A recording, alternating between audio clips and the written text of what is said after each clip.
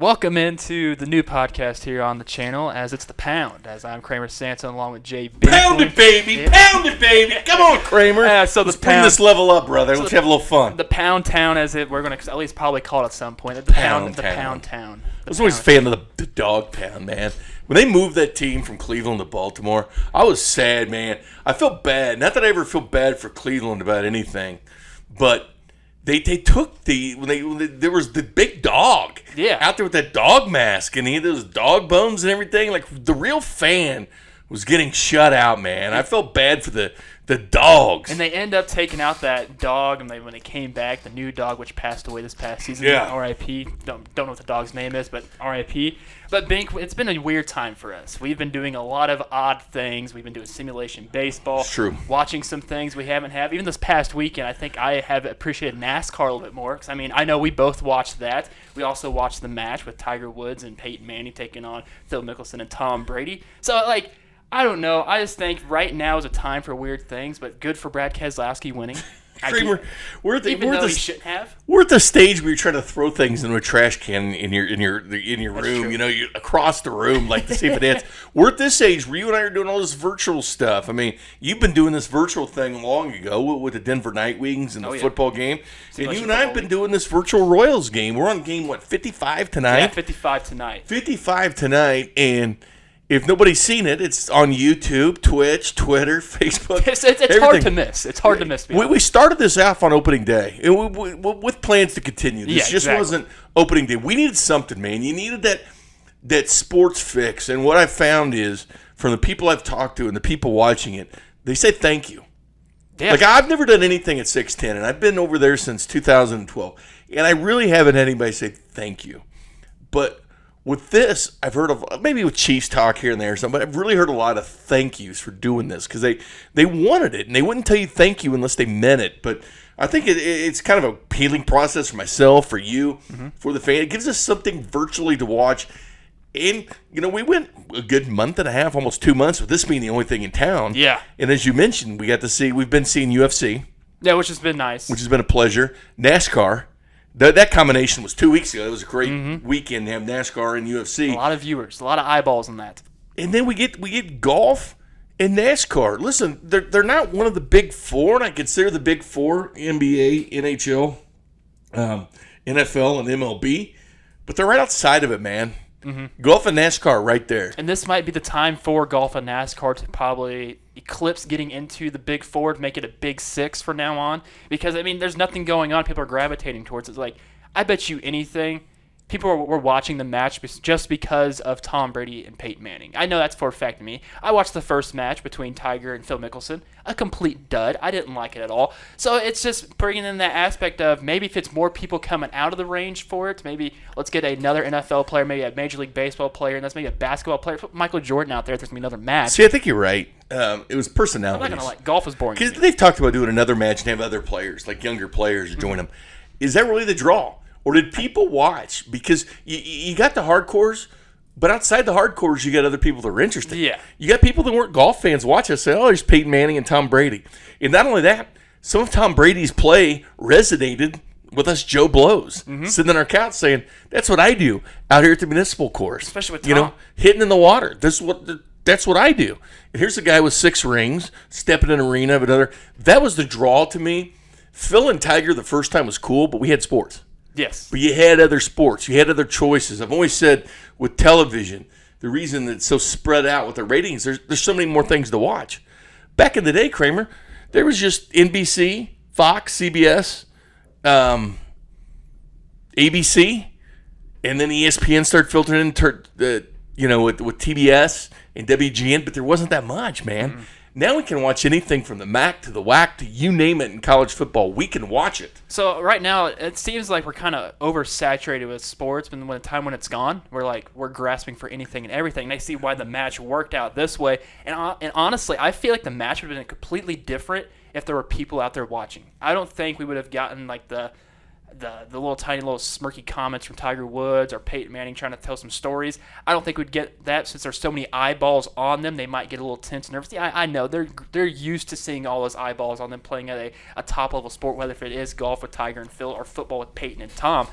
I just think it would be completely different if there was fans at this watching the match. I mean, I would be nervous, Kramer. I don't know how much golf you've played, but I've played a little bit here and there. I play golf. I dabble in it. I think I shoot like 150 every single time out there, but it's for fun. I enjoy it, and it's fun if I'm with the buddies, pounding a few beers, don't want to chew in, you know. But then when I get to a tee box with those other people, you feel pressure, even though there's like one or two eyeballs. It's like Larry and Lenexa standing behind you. And I'll shank it like I don't usually do it because how many people I don't usually do this or whatever. Then you do another one, but to have all those eyeballs on you, it's tough. And Tom and Peyton aren't pros. Now for Phil and Tiger, it doesn't matter. But for Peyton and Tiger, for Peyton and Tom, the whole thing I was thinking is, there's nobody out there, but there's people watching them. And it turns out there's over 5.8 and 6.3 million at one time watching them. There's people watching them. And you got the microphone on. It could be distracting with people talking to your ear. That's true. Because that would distract me, but they did it anyway. And I halfway wonder if that did affect them. Because I was thinking about it. I was like, there's some bad shots. But how would you be out here at pick any course in Kansas City with an earpiece in and me jawing at you? Because, heck, I think it was uncomfortable when I had to put those earpieces on when I was doing some pregame shows at Northwest. I thought that was the most distracting thing in the world, and it felt uncomfortable. So I could feel how there's an uncomfortable situation for them. And even, I don't know if you saw that, but when Brooks Koepka called in, he was talking to Peyton and Tom while they're about ready to just hit off and tee off. Oh, I know, man. I think that'd be so distracting. And how about Russell Wilson? He's just dropping hundreds of thousands of dollars and close to the pin. Putting that thing all out there. 100,000 meals. That's $3 awesome. a meal. It's like $300,000. But then they did it again. And he's like, dude's over $1 million because several, which is like 1.3 million when you add up all that fee that he was going to have. But that's incredible. And I know people are going to tune in who are golf heads or golf pros, watching the Masters, trying to see who's going to win that jacket.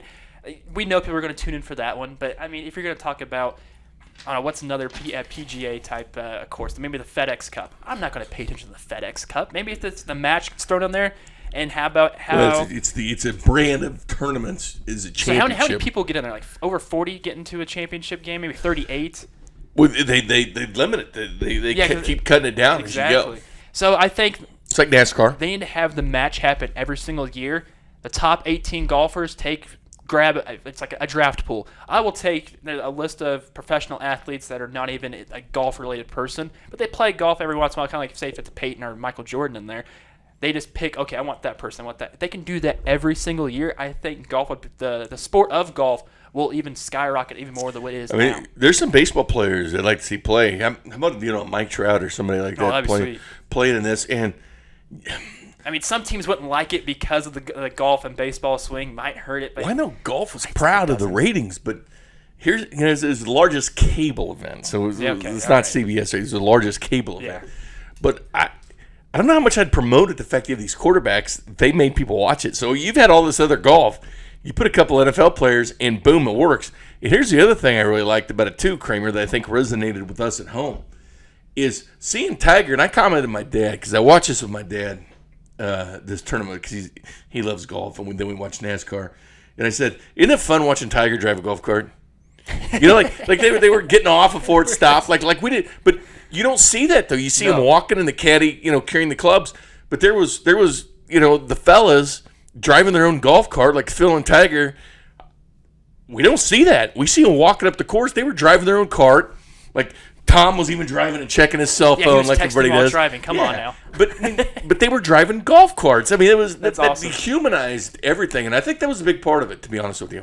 So the match happened on Sunday. Same with NASCAR. I haven't watched a NASCAR race and just sitting down watching it from start to finish. I flipping back and forth between the match because there was a rain delay that happened during the rain delay was perfect, wasn't it? Perfect timing. Commented to my dad as well. It's like, this is perfect because now we're watching golf. And not only that, it helped the ratings, I do believe, around the 5:45, 6 o'clock time because NASCAR's just sitting there. The car's just sitting there with the covers on. And there were actually some good interviews, too, during that time as well. So if you wanted to have, say, a second screen up, listen to that, watching the golf. But then again, I'd but it got good, though, at the end with them coming back and only being down one. People were saying that the NASCAR race was boring, which, honestly, I don't think it was boring because if it was me trying to rewatch, I used to watch it back in the day, like going from elementary school to high school. Of course, I sat down almost every other Sunday watching NASCAR, and now watching it at the Cola 600, the Coca-Cola 600, Chase Elliott should have won that at the final seconds. I don't know what the rules and regulations were of him knowing that, okay, only 2 laps in the overtime. So why don't you just stay out there? Was there something wrong with his tires? I don't know. I kind of want to dive more deep into figuring out what was his logic of thinking that, because Brad Keselowski, I don't think he pitted since, I think, lap 30. It's a normal thing for those broadcasters. It's almost like they need a Barkley-type guy in there with them. Yeah. Saying, like, why'd he do that? Like, just talk to Jeff Gordon, say, why would you pit there, man? Mm-hmm. Well, why are you pitting there? Why not just run it out? I mean, wouldn't you like to have those kind of questions answered? I agree. Like pros? Well, it's kind of also, too, where I don't know if you noticed this, but Jeff Gordon always asks on a restart or going in on the next stage. He'd always ask who the leader is out in front, ask him a question, saying, okay, what are your thoughts going on here? What you want to add to this? I mean, if they can do that to every single person, why don't you just say, hey, Chase, why'd you do that? I mean, of course, he'd probably be mad about it because his second race in 2 weeks, knowing that he could have won, and then he ended up not winning. Because, I mean, it's a great product, what NASCAR has, but I think when you're trying to bring in new fans, you want to help them learn what's going on. Yeah. You don't want to be... what's going on here? Because, I mean, how many times you had an amateur? I mean, I've dated gals and married gals before that said, what's going on here in the football game? Or what's, asking me questions. It's fine because they're trying to get interested in it. And I feel like there's that way with NASCAR, too, that is the casual fans watching and bringing them in. I do think that the watching experience for NASCAR there, and it's kind of like the NHL, they battle this, is it better in person? Because there are some sports that are better in person and better than watching on TV. And I've always said for NASCAR fans that casually like it, go to a race. Because it's different. I mean, if you can sit out there. Yeah, if you can go out there and sit there, get the headset, when you can listen to the crew chief talk to the driver, it's like going to a football game and listening to Eric Bieniemy talk to Pat Mahomes. I mean, that's the same thing. Honestly, you know how cool that'd be if you could listen to that? But I mean, but that's the coolness of watching NASCAR in person, and that was always the battle with NFL teams and college football teams. That's why they started showing more highlights, because it's fantasy football driven. We want to see highlights. We want to see action. We want to see things go on. That's why teams have improved their Wi-Fi. But there's always been that battle of television. Storming outside. Yeah, it's dumping buckets. I ran into that myself earlier. But there's always that battle. But now it gives people a chance. I think this virus is a terrible thing. No question about it. All the lives lost. But I think it's challenged everybody to be better in what we do. I agree. And for television sports, I think all the XFL helped the NFL. When it first failed, no one. Yeah, it did. But it's challenged. Well, what do viewers want to see? How do we get their attention? We're such a short attention span. We're drive-through society in what we like. And I think they're trying it. ESPN tried that horse.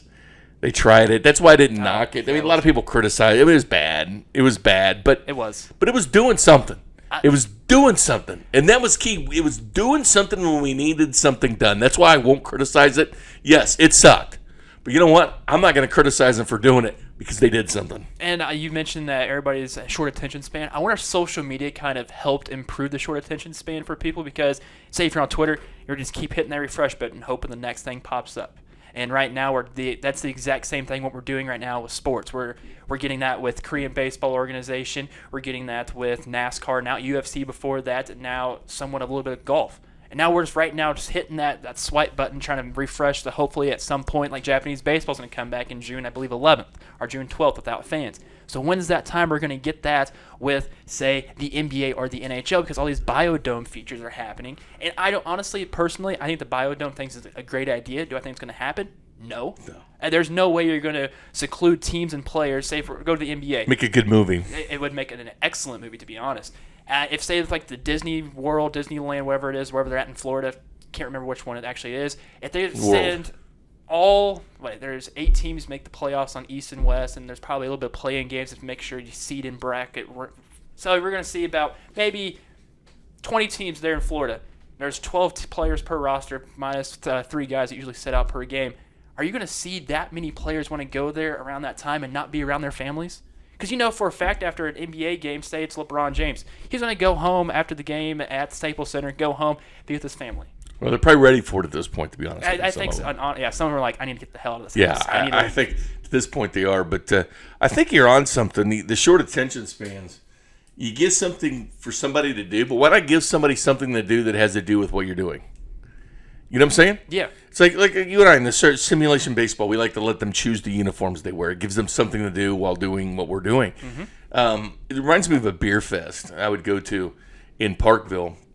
And what they started to do was they made it kind of socially interactive. They would put on their Twitter account when they were tapping kegs at different places.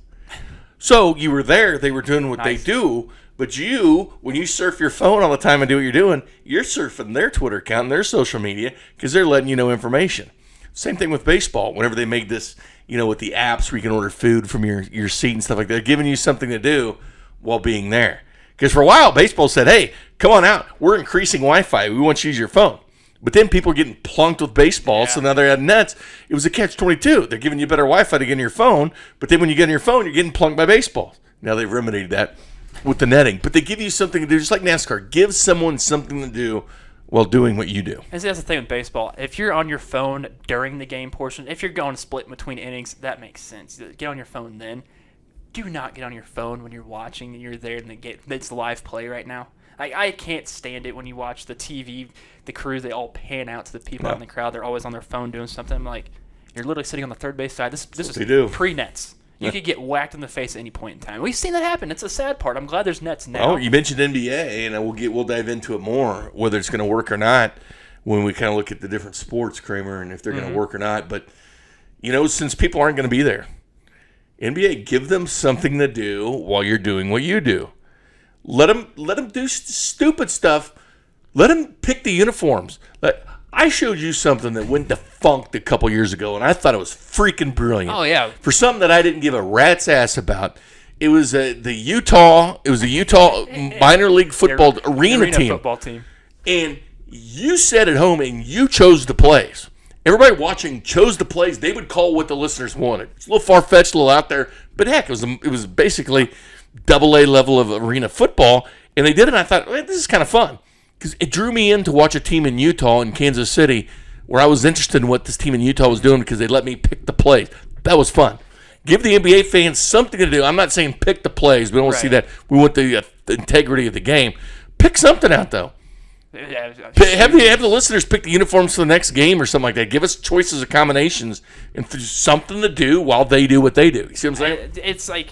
That's the thing. That's more difficult for basketball because they run set plays and things like that. I think the uniforms one might work that way, or if they could just everybody wears alternate colored shoes or something. Well, if they had a list of uniforms they didn't mind wearing for the next game. And honestly, let people choose it online. Or and this is another aspect: how many uniforms they're going to allow in this? Because there's no home court advantage. Of course, you're probably going to get your home whites and your road colored uniforms. So it's like.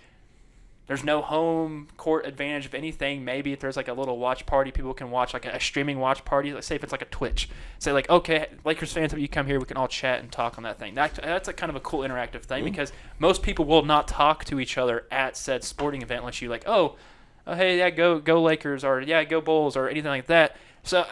And since fans can't go, what about a legend from the team being online on their social media account, either website, Twitter, or their Facebook? Chatting with the fans and answering the questions like a legend of the team, watching that team play. Yeah, give you something to do while watching the game. Watch it with them. Split screen right there, watching the game, and we've seen that, and interacting with a legend of that particular team that wants to do this. Because I think people want to do it because I think they want to be out there. But that's an interactive. Since we can't go to the game, give us kind of the next best thing if we can't be there. And I think NBA has a bigger chance of actually doing something like that because most of their players are on social media and they're interacting with the fans already by posting their new latest shoe or just putting out random things. Like John Morant, I think, interacts with every single person that tweets to him for the Memphis Grizzlies, and it could just be like a random question saying, hey, what you eating today? He'll be like, spaghetti or something like that. That's the thing. The NBA is well advanced in all of this with all their players of interacting-wise. I think that it was good to see the MLB do that with the Players League, and then once the Players League's over with, there's a few stayed on Twitch, like Blake Snell, because we saw what his comments were. I think they have a bigger shot on the NBA of making an interactive experience for the fans during this time with their little Biodome type feature, which honestly, if they could do a Biodome that's in I wouldn't say LA, some smaller, lesser city, probably Sacramento. Sacramento might be a good place for this in California. Then like have the West there and the East over in Florida, and then they have a neutral site. I don't know, Kansas City. just to finish the things out. I'm with you. Speaking of the NBA, I mean, you look around, Kramer, at what these teams are doing. Do you know that it should be right about now? I'll check in online. We'll get to the NHL, but Gary Bettman's having a news conference today at 3:30. Yeah. The commissioner of the NHL, on what their plans are. So hopefully we'll bring that to you here on this as nice. It happens, because that is relevant. It is very relevant. That's why we'll table the NHL towards, I guess, the end, because I don't know what they're doing yet. They're going to announce their plan on what they want to do. But the NBA keeps having plans, and it does look like you said Disney World, Mickey Mouse, and all that. Mickey Mouse. Imagine if they opened the park for the kids' families and stuff, the players' families, so they could go. Is Disney World open yet? No, I don't. There's a lot of other stuff that Florida's opening up. The beaches are open. Is Disney open yet? If the beaches are open in Florida, I think Disney World should be open. And when I was there, was it 2 summers ago? They were building the basketball experience over in the Disney Springs, I believe that's what it's called. Downtown Disney is what it used to be called. They were building this for the Orlando Magic practice facility. I'm pretty sure that actually might be the location of where the thing was. And when I was there 2 summers ago, it was not even completely done being finished. I don't think they even put a roof on it yet. They might have it. I don't think there's any type of skeleton stuff inside yet finished. But if that is their area of wanting to do it, I think there's a hotel nearby. It's perfect. There's a parking garage for the players to park their cars, and it can be secluded off that way. I think Disney, the area, is located at a perfect essential place. But I just don't see the players doing this. TV contracts want their money. Yeah, no, they will. And Damian Lillard, you mentioned him earlier from Portland, and the star of the team. Mm-hmm. And they're only 3.5 back. Yeah. And the Trailblazers are. Do you want them to finish the regular season out, or do you want them jumping into the playoffs? And then when they jump to the playoffs, you want the 7-game format, which they all are in each round, or do you want to shorten them up?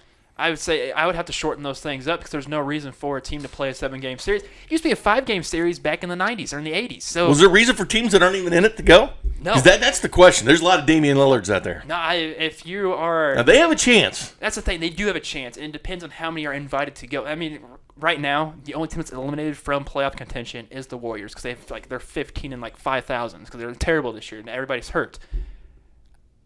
If you're Damian Lillard and you're siding with him, I would just say, okay, I'm not doing this. But that's the thing with those players. If they're saying, okay, we're going to bring back 25 teams that we think that could possibly have the chance to make the postseason, the teams that do not make it, or if you're a player on said team that does not want to come and you don't think you can have a chance, you're not getting paid. That's what they're going to have to do. You're going to say, we're 3 games out. We could easily make this. We have a good, solid enough team that has great shooters, even some veterans like Carmelo Anthony on the team in Portland that can help bring a team through the first round, second round. Okay, now we're going to semifinal. Okay, now we're going to the championship of the Western Conference. So they can easily do something this way, but if you do not want to play, don't pay them. And that's the thing that should be said in the contract that they have to reconstruct. This TV contract is going to be weird. And then there's going to be a question, you consider him a real champion or not? I think you would have to because of how the first half of the season, they made it past the All-Star break. So when you made it past the All-Star break, you have a good chance of figuring things out because there's only 3 months away for the rest of the season. And in those games, there's about 25 games that are left in that span. You know by All-Star break who's going to make it into the playoffs in the NBA. And that's the thing. It's different in some sports like, say, baseball or even in hockey. It's all about streaks that way. But we've already noticed with NBA players and NBA teams of how well they perform under pressure because the trade deadline's already over with. So it's not like they need to improve on anything because they've already done that. Oh, I'm with you. But they're running into next year now. Yeah. They're going to move that back a little bit. Maybe the Christmas start like people want. That'd be kind of cool. Open some presents with some NBA basketball because it starts in the last week of October or the first week of October. It's one of those. It's past September. I know that because I remember playing on NBA 2K. It's always cool to play on October 31st on Halloween because you have the graphics of Halloween stuff on playing on NBA. That's just me growing up as a kid being an NBA nerd that way. Then I completely fell off. Well, the NBA's coming back. It is. Let me give you some NHL news that just came out. Okay, sweet. And the NHL is a little bit like the NBA if they didn't finish their season, right? Correct. Okay. Gary Bettman, the commissioner of the NHL, says the regular season is now complete. Wow. So unlike the NBA, here's a league saying our season's done. Now, 24 teams. The top 12 in each conference based on points percentage, usually 16 teams, make the playoffs in the NHL. Will resume play at a future date in 2 hub cities. Now they disclosed those cities yet. That does include the Columbus Blue Jackets. So NHL training camps won't be open before July 1st. So they're going to extend their dates, and they normally start in October. Yeah, they do. It says the Stanley Cup playoffs will be held in 2 hub cities to be named later, one housing each conference. Okay, it's not going to happen, but there is not many cases in Kansas City. That's the thing. Yeah. What if they came out and said, "Well, we don't have the sheets of ice though. We've got the Sprint Center." I feel like you stop me now. Can't you transport ice from where the Mavs play over? Or isn't there relatively few cases up in Montana and stuff like that? Yeah, but how many sheets of ice do they have though in Montana? Because there's not a big population. I know they do in North Dakota. I don't know what the states. And here's the thing too is when they open these up, how many people are going to try to travel to said locations of these cities? Well, it's not like you can do these in Disney World. So it's kind of like I think they pitched out an idea of Edmonton. Nobody wants to go to Edmonton. No. You can't cross the border. The borders are closed. And that's true. And that's the rough part right there. I think NHL is going to try to maneuver their way. They're going to have to. So if they end up saying, okay, we have one city of, I believe, isn't Edmonton in the west? Alberta. But they're in the Western Conference, right? Edmonton is in the west. Mm-hmm. It's just me spitballing stuff. Put all like that western area up there. So I mean, it's gonna suck seeing the Blues have to travel to Edmonton because they're gonna have to probably go up there. I even said also on the little newsreel thing of the 20 pages they sent out to the NHL of they're gonna have to play some play-in games to figure out seeding. And would those even matter right now, seating-wise? Because if they're not on their home ice, feeling those home fans, because for a fact, NHL is probably the biggest sport that feeds off that home crowd. That's the same thing with basketball, like not NBA, but like college basketball. You notice how teams that are during their conference championships stand out the most when they're in their home games, their home courts. Yeah. But I know 2 different sports, hockey. But hockey is a sport that likes to feed off that crowd. And we saw that with the Blues this past season. And it's limited now where teams can practice, but they can only have a few players on the ice at the same time. This is the phase 3 will be return to play plan. No earlier than July 1st. Phase 4 would come. So training camps would begin in July 1st. And then phase 4, which would be 2 hub cities. So this is a postseason training camp pretty much. Essentially, yes. 24 clubs will resume play. Top 12 teams in each conference. See, each conference is assigned to a hub city with secure hotels, arena, practice facility, and more. Okay, I'm curious about this now. I'm very curious. This is going to be fun as hell. I wonder if they're going to play 7-game series because that's what the NHL does. I don't think they would. Is that even voted upon on there? Is there going to be another press conference that's going to say, hey, we're going to vote for a 3 or 5 or 7 game series? Well, more and more keeps coming out. It says Bettman says potential hub cities include Chicago, Dallas, and Minneapolis in the Central. Nashville is not listed as a city under consideration. So they're going from, like, say, the Metropolitan to, like, those type of divisions. They're going to space them out that way. And that's just a Central division, but there's only 2 hub cities, so exactly. You need the other one. It can't be just the Central. No. 2 teams will be divided in the East-West conferences and will be based in 2 hub cities where games will be played. Okay. This will include the Isles and Rangers. So the New York teams will be included in this, of course. Hub cities under consideration. Let me see. Here's the Chicago, Columbus, Dallas, Edmonton, Vegas, L.A., Minneapolis, Pittsburgh, Toronto, Vancouver.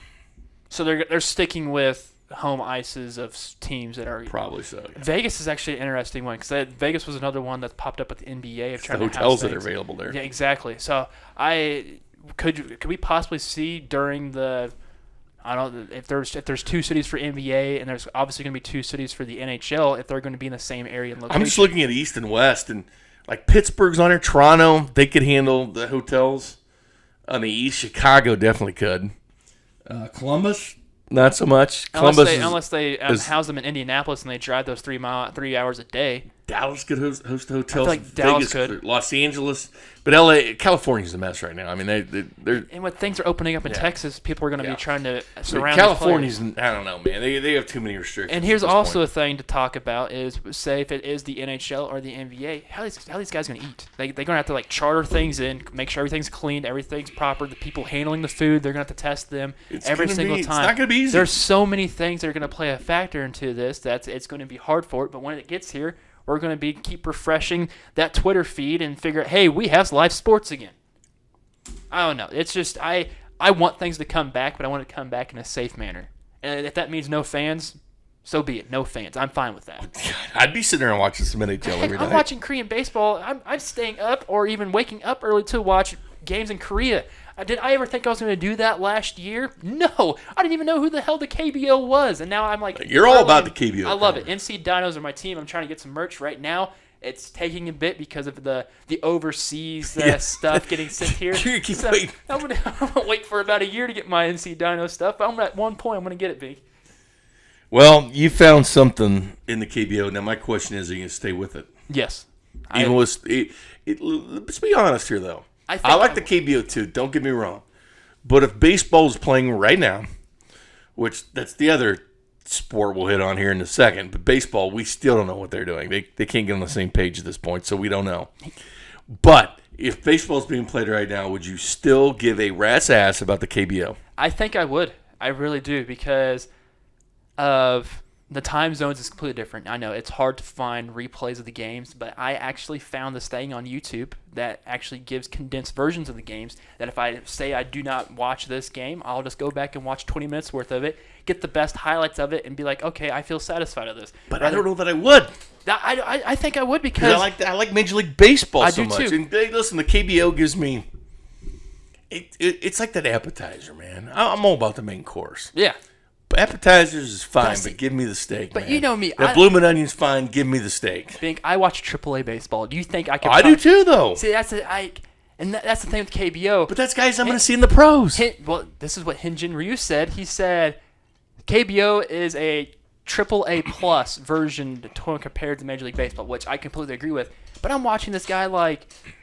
Sungbum Na, that I would never think of being in the major leagues, or I didn't even know who he was. When I first saw him the first night that we saw NC Dinos on TV, this dude's a jacked lefty. I of course have to favor the lefties because I am left-handed. So I'm thinking this guy is going to make it. I think he would have made it if he didn't get a knee injury last season. And if I wouldn't have dived more deep into that, I wouldn't even known that. And this guy is even with Scott Boras. We're seeing some talented players from the KBO, Hyunjin Ryu.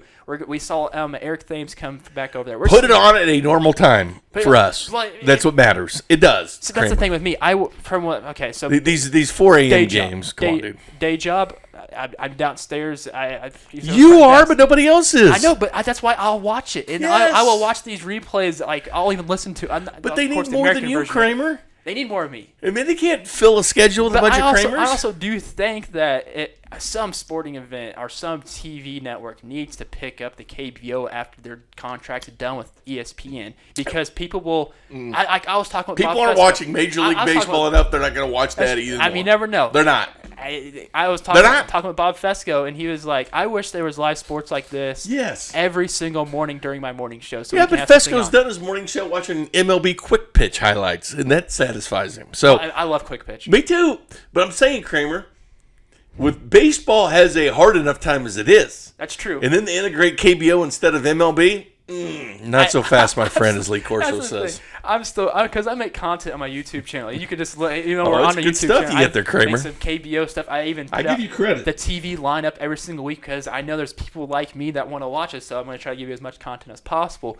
And I'm actually going to be featured on a Korean person's YouTube channel that gets like thousands and hundred thousands of views. By the way, Kramer. And like I'm actually surprised and shocked that this guy reached out to me and said, "Hey, I want you to come. I want you to have. Can I show your videos on my channel?" Right here in center United States, USA. And some Midwest kid's going to be on a Korean thing. I mean, I'm not talking it. Well, I am talking it, but it's not a live recording of us talking with each other. So I don't think he actually knows English. So that's the thing. He knows how to use the Google Translate. All right. If we had to rank them now, I'd put the NHL ahead of everybody.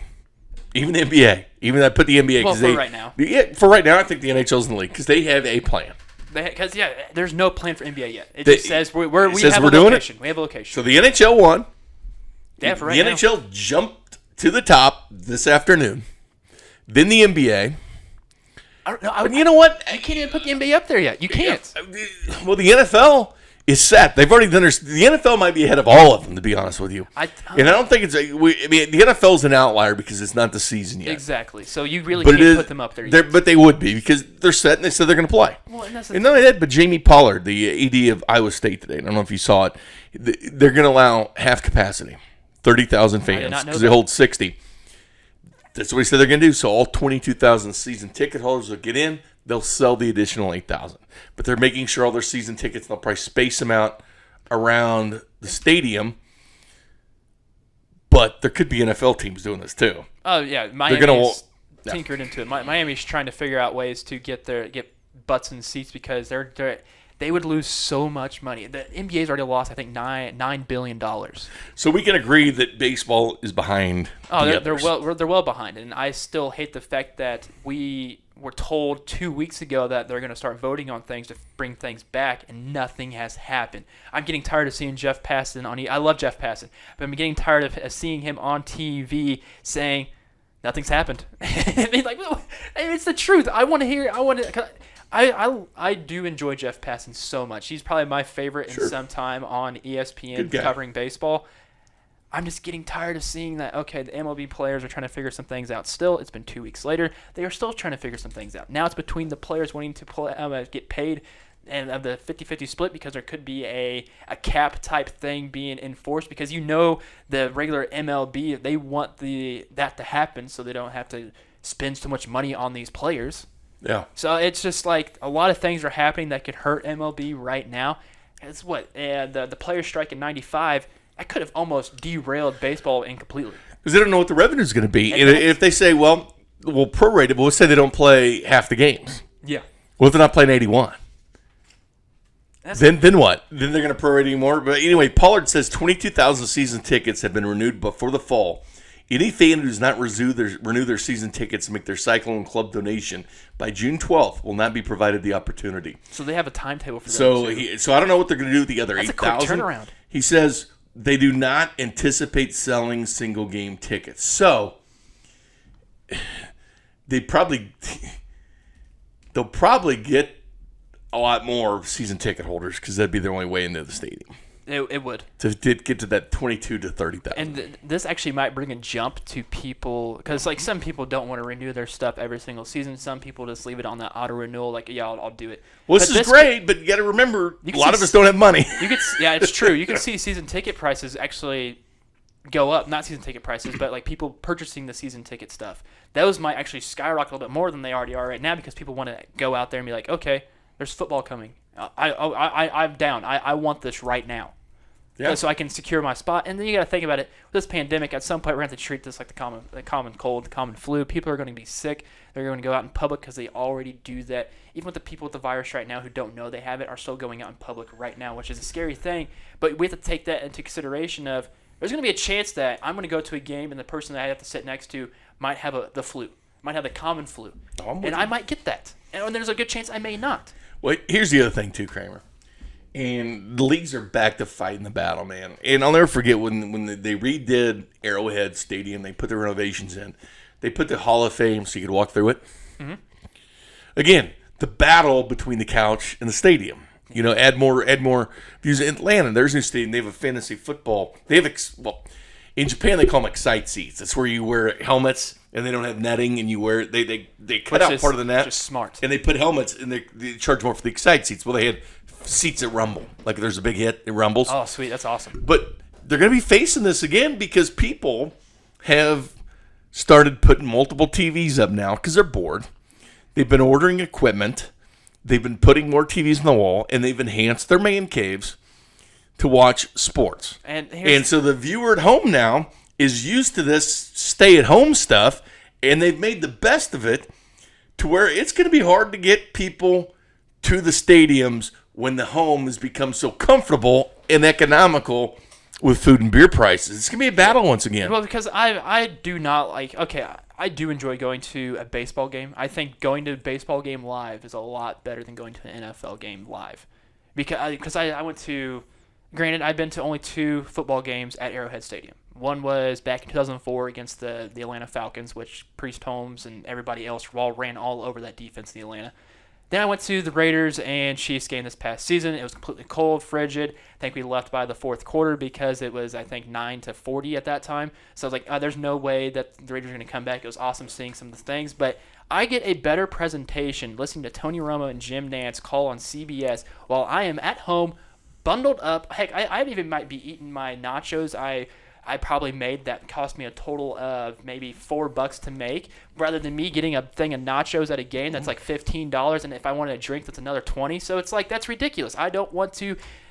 There's these perks of staying at home, watching it. If it's for football, that's what I'm doing. If it's for baseball, parking. I'm going to the park. No parking, no lines at the bathroom. The only thing is, and Arrowhead's created an environment that you want to be there. That's true. That's why I wanted to go. It's one of the few places that you want to be there. And Kaufman, you and I have talked about it doing virtual baseball. How much, whenever there's a nice day, you can smell that fresh cut grass. You want to be baseball is one of those two that's more enjoyable at the stadium. It is. True. No, it is. It's the best radio sport as well. But football you can enjoy on television, but it's good to go to an environment. But the NHL, go to the games. It's just a better NASCAR, I believe, is a better experience when you're at the track. So, and I think NBA is better at home. Yeah, I've never been to an NBA game though. That's the thing. I feel like it's better at home because I'm getting all these tidbits and stats that I don't want to keep looking up at the big jumbo screen while as it's just strolling up there like, oh, he's got this, he's got that. How about I'm watching this at home? I can pull the stats up on my phone and watch it that way rather than try to miss some action while I'm there live. I just wish sports would come back here quick, and some sport that probably will not come back quick is the XFL, as we were seeing reports last week that the XFL probably was going to be bought back by Vince, but he ended up shutting that down.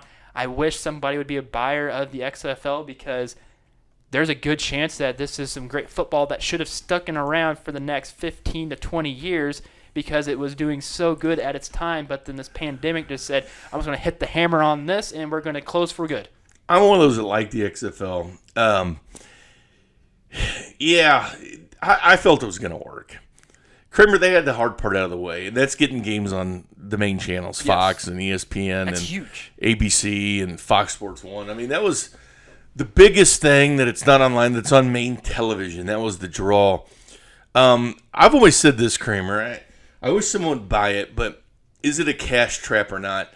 They really need the support of the National Football League. They need to become a developmental league. And I always thought that Canadian Football League would be a good minor league system for the NFL if they change things like no vertical motions.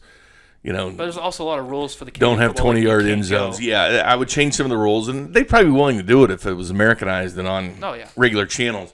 And you were getting support of NFL players and practice squads on the roster.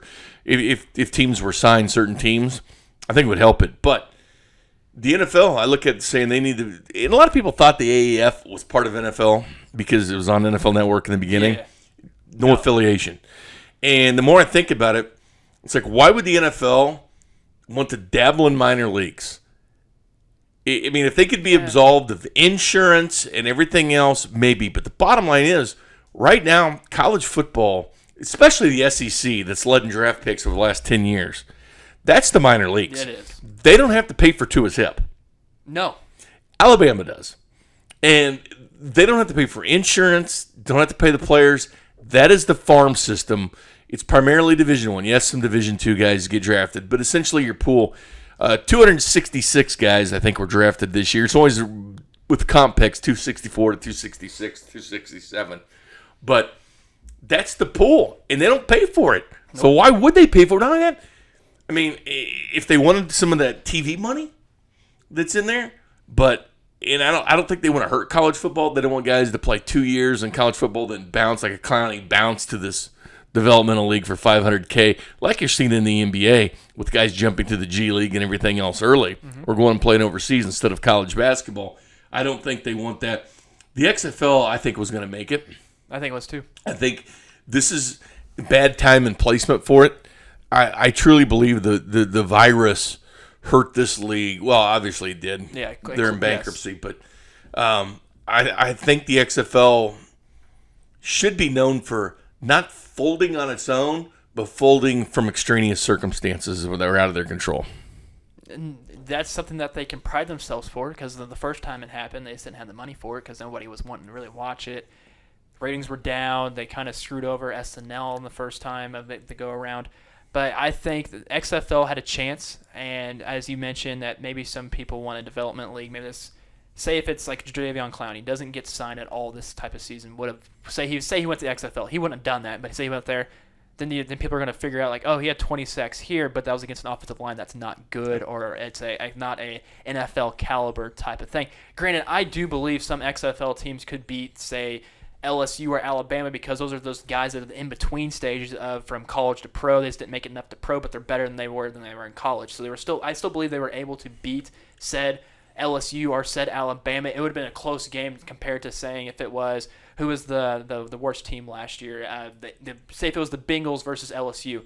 Bengals would have completely destroyed LSU. But I'm not trying to go bring the topic of saying like. But the quality of football is better. It was. 8 guys made NFL rosters from the AAF, and they got some good contracts.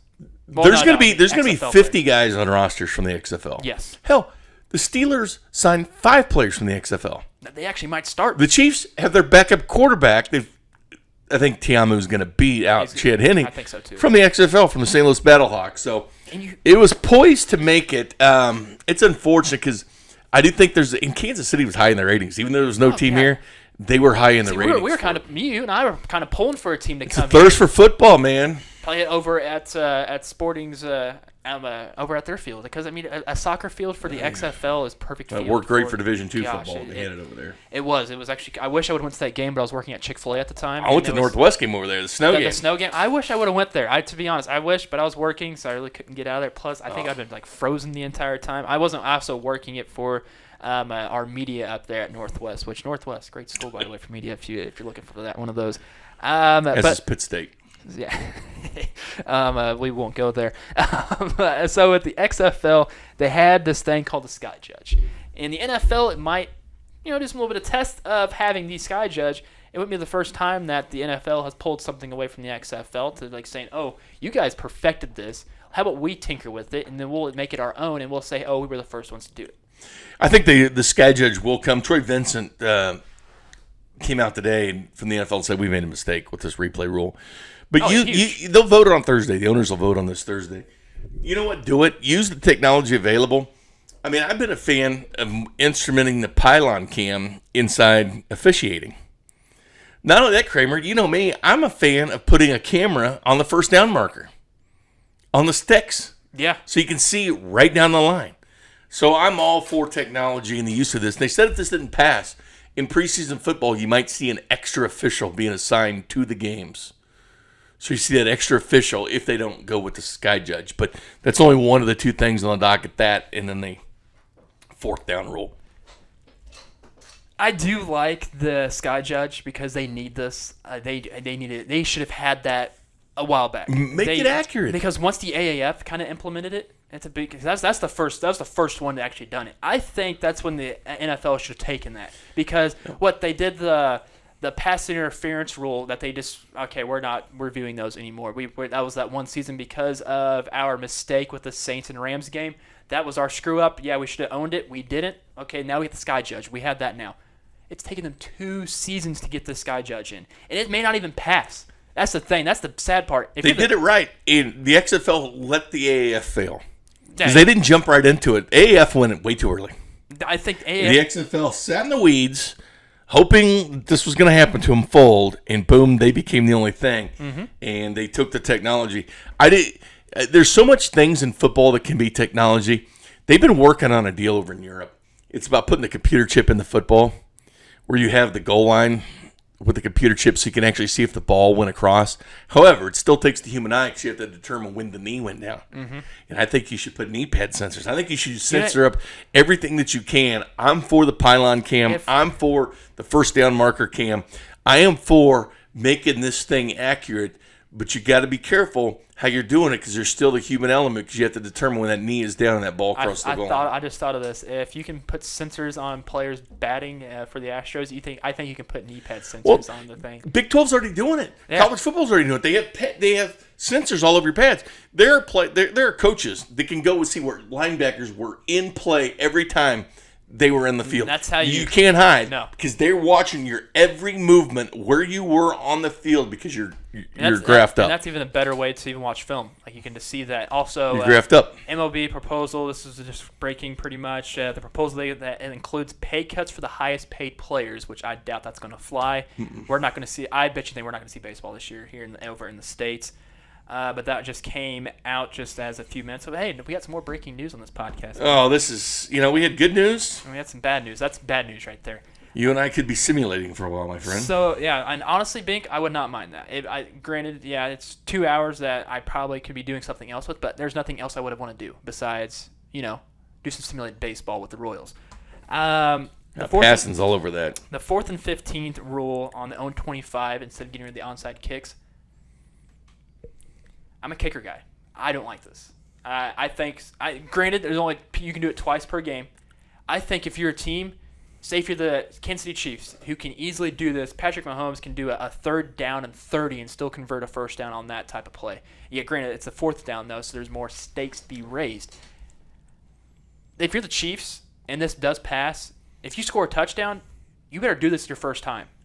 Because you can easily get up 14-0 really quick, and you can hold the ball the entire first quarter, and you're up 14-0. That's huge. Well, let's look at this rule. In 2017, rule said kickoff team must have at least 4 players on each side of the ball. So you could have 4 over here, and you could have 6 on the other side, and then the kicker. New rule, kickoff team must have 5 players on each side of the ball. Now, this rule, because teams that line up 6 players on each side of the ball and 4 on the other, under the current rule, but they can't move. So, 2017, teams got 5 yards behind the line of scrimmage. New rule, they can't line up for more than 1 yard from the line of scrimmage, so it eliminates the running starts. Now, here's the breakdown on these things as far as how they happened. And you look at going forward on 4th down and what it means. The onside kick recovery rate was 7.5% in 2018. So new rule goes in 70 or it drops. It dropped 7.5. The year before 21.7 in 2017 when you got the running start. In 2019, the onside rate went up to 12.5%, 7 out of 56. But that's because of the Falcons kicker Young Hoku. They converted 2 in 1 game. Mm-hmm. So it's not something that is extremely prevalent. I think it wasn't the highest back in like 2012 or 2013 was Pat McAfee being able to do it. Like he can just, it's like a squirrel finding nuts always, and he was a person that would keep doing it. He always found that nut of trying to get the recovery. He also did one didn't he do one in I guess someone did in the Super Bowl to where he recovered his own. I think it was Pat, but it wasn't the Super Bowl. It was like probably some week 13 or 14 game. AAF did something similar to this. But the XFL did something similar to this. Yeah. As their onside kick was converting it on 4th and 15. I think it was a 35 instead of 25 because they wanted a big more chance because they wanted to have the element of more football. They don't want the time of kicking it down the field and kneeing it. But that's a regular kickoff. But then kickoff. The onside kicks are so unsuccessful, but it's the element of surprise that I think that should be the most is the best part about it. Well, here's the ratio of teams going forward on 4th and 15. 2019, only 2 of 7, 20.6. Only 2 successful 4th and 15s. 2015 to 2019, only 7 successful attempts. Now, you've seen Mahomes' numbers on 3rd and 15 and longer, right? Mm-hmm. Yeah, they're amazing. He's got 3 touchdowns. He's 12 of 16. He's the biggest outlier here. I hate how good he is because he's amazing. The Mahomes rule. Yeah, this could be called the Mahomes rule. To be honest, 4th down to 15, the Chiefs could do this 2 out of 2 times, and I think they can do it. If you don't do this at least once per game, and you're a team, it's like I'm analytically based. And that didn't count the Jets just lost 12 of 16 for 255 and 3 on 3rd and 15 or longer. In the regular season. Oh gosh, that's scary. Even Andy Reid, when he was talking about it, he's old school. He's old school, but yet he understands what he has. He's like, you're Andy Reid here. You're sitting back. You're just like, you know what? I think we've won some more games this way. We might go undefeated this year, which is a good chance they might. For this role, if you're the Chiefs, they can score. They can get 4 touchdowns in a quarter. They can get 28 points. They've done it twice. They've done it twice. One during regular season week 2 against the Raiders, and then against the Texans in the playoffs. They've done it twice. What makes you think that they can put 5 touchdowns up on the board? Because they have they could put 6 in one quarter. You know what? I'm old school. I like the old onside kick rule better, but they're not going back to that. I hate the new one. I'd rather do 4th and 15 than new onside rule. Yeah, no, I agree. I'd rather have this than last year's onside kick rule. But I'd rather go back to 2017 and before, to be honest with you. Yeah. I'd do the onside kick. I'm all for that. You have kickers for a reason. You have a punter for a reason. Yeah, use them. I'll tell you one thing. All the kickers. I think, honestly, being a punter or a kicker in the NFL, well, a punter in the NFL, if you're good at it, you can make so much money. Be a snapper. They make so. That's the thing too with the rules. You can't run on the snapper anymore, so they're just chucking it back there. That's all they're doing. It's one of the greatest professions in sport. There's comes some pressure with it though. You better get that perfect on those kicks. Yeah, that's a good throw. Yeah. But if you're an NFL player and you are a long snapper, a backup quarterback, and a punter, you're getting paid. Third string quarterback's probably the best. The Tyler Bray of the world. You're right. Paid over $30 million in his career. And how many games? Or three, not $30 million, $3 or $4 million. That's Chase Daniel that has. But Tyler Bray just played in Denver where he fumbled and stuff in regular season. Yeah. So this is the part we kind of went down through all of our notes and got everything talked about. If we have comments or questions, we do. You got a question up here right now. From Dr. Soup _MD Matt on Twitter says all-time favorite and least favorite sports uniforms and why. Okay, that's a good question. We want to start with least favorite. You go. I'll do my least favorite after you. Okay, so my least favorite sports uniform of all time. Oh, this. Okay, we're probably agreeing with it because it's those Back to the Future uniforms. I love harass me about the Royals, with the yellow sleeves, the blue thing. Those uniforms are god awful. But that was temporary. I know, but those are uniforms that. Okay, so we're going with the regular main set uniforms. Well, you go with that whatever you want. That's fine. That's a good one. That's an ultimate. Those were terrible. Those were bad, but I like harassing you saying they're amazing because they were honestly very unique. All right, feel me on this. What's up? 1976 White Sox. Ugh. Wearing shorts. Yeah. Okay. That, in my opinion, was the worst uniform ever because it wasn't the color scheme. There's been some bad uniforms. Don't get me wrong. I hated those Utah Jazz ones back in '98 when Jordan played the Jazz. The yellow, with the mountains on them because those mountains didn't look like mountains. No. Terrible. Is there even mountains in Utah? I think there. Yes, there are. They've had the Winter Olympics in Utah. Okay. Yeah. Okay. There's mountains in Utah, but back in 2004. Those shorts, terrible. Terrible. Why would you do? Yeah, no. They were the worst in my opinion. Okay. 76 White Sox, and it's not close. Those. Okay, I completely forgot about those. Yeah, those are pretty bad.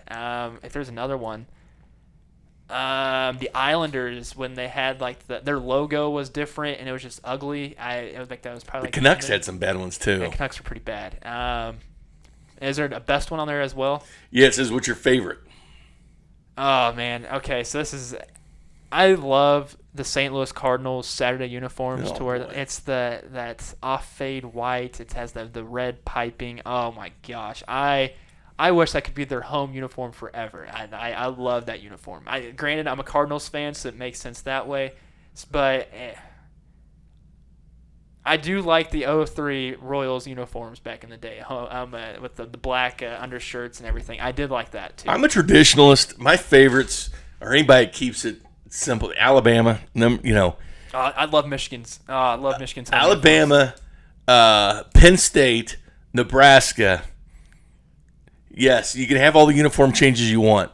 Give me the old school. How about the Chiefs, man? They've kept it the same. Surprised you didn't go silver and black. You know what? Silver and black's pretty good, but at times it's basic. I love it, but at times it gets a little bit too much. I'm just thinking more outside the box. Michigan Wolverines.